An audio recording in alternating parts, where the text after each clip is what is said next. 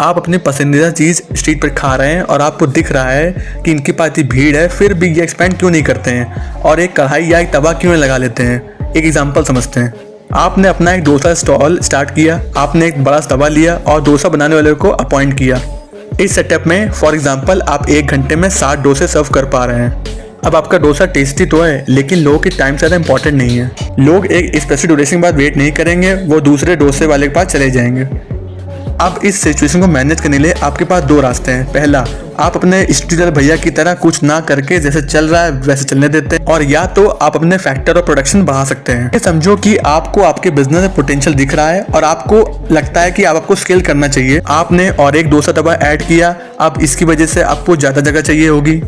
अब लेकिन एक ही बंदा इतने बड़े 2 तवे को एक साथ हैंडल नहीं कर पाएगा, तो आपको और एक डोसा या कोई हेल्पर चाहिए होगा। लेबर बढ़ेगा, पार्सल बांधने वाले लोग बढ़ेंगे, एलपीजी गैस ज़्यादा कंज्यूम होगा। अब आपको ज़्यादा स्पेस की भी ज़रूरत पड़ेगी।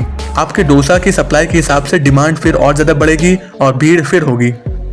ये वही सिचुएशन थी जिसको मैनेज करने के लिए आपने ये सब किया और फिर से आप वही सिचुएशन में पड़ गए। यस, अब आपके प्रॉफिट बड़े होंगे, लेकिन एक पॉइंट ऑफ टाइम के बाद आपको रियलाइज होगा कि एक फैक्टर को प्रोडक्शन बढ़ाने पर एक पॉइंट के बाद आपको उस फैक्टर से कम आउटपुट मिलता है।